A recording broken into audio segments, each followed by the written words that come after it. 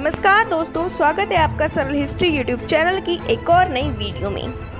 इतिहास के जानकार बताते हैं कि तवा नदी पर जहां पर तवा बांध मौजूद है उसके पास मेन कैनाल नहर के दाईं ओर करीब 5 एकड़ जमीन पर चमरदल राजा का किला मौजूद है, जो पुरातत्व विभाग की अनदेखी के चलते खंडर में तब्दील हो चुका है।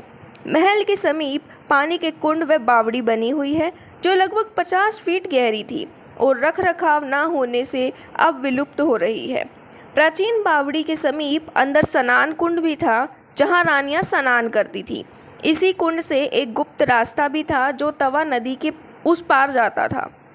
नदी के दूसरे पार भी महल व चमा राज्य के अन्य भवन बने हुए हैं, अब जिनके अवशेष बचे हैं। चमार राजा ने इस क्षेत्र में लंबे समय तक राज किया था। 300 से 400 वर्ष पहले राजा ने अपने राज्य में चमड़े के नोट व सिक्के चलाए थे। जो राज्य क्षेत्र था उसे चौबीसा कहते थे, जिनके अंतर्गत लगभग 24 गांव रियासत में शामिल थे, इसलिए इसे चौबीसा कहते थे। किंवदंतियों से पता चलता है कि रानी के पास पारसमणि पत्थर था। यदि यह पत्थर लोहे को छू ले तो पारस बन जाता था। तो राजा उस समय लगान के रूप में किसानों से उनके हंसिए दातरा लिया करते थे और उसे पारसमणि पत्थर से छूकर पारस बनाते थे। पारसमणि की जानकारी उस समय के लुटेरों को लगी तो उन्होंने राज्य पर हमला कर राजा की हत्या कर दी।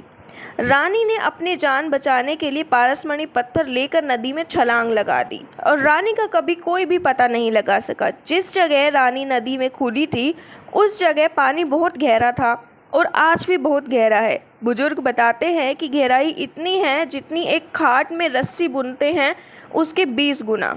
पारसमणि ढूंढने के लिए नदी में लोहे की बड़ी जंजीर हाथी के पैरों से बांधकर खिंचवाई गई, पर लुटेरों को पारसमणि नसीब नहीं हुई। रविदास वंश के युवा चाहते हैं कि उनके वंश के चर्चित राजा की इस अहम निशानी को सरकार सहेजने का प्रयास करे। इस जगह संत रविदास की प्रतिमा स्थापित कर किले का जीर्णोद्धार कर इसे हेरिटेज के रूप में विकसित किया जाए। यह जगह अभी वन भूमि में आती है और यहाँ शानदार पर्यटन स्थल भी विकसित किया जा सकता है। इतिहासकार इस स्थल पर रिसर्च भी कर सकते हैं। हमें भी किले के बारे में काफ़ी जानकारी लगी है। वरिष्ठ अधिकारियों से इस मामले में बात की जाए, योजना बनाई जाए जिससे इस किले को संवारा जाए और इसे हेरिटेज के रूप में विकसित किया जाए। दोस्तों, आपको क्या लगता है कि इस किले को पर्यटन स्थल के रूप में बनाया जाएगा या नहीं? हमें कमेंट करके ज़रूर बताना और ऐसे ही नई नई वीडियोज़ के लिए चैनल को ज़रूर सब्सक्राइब कर लें। धन्यवाद।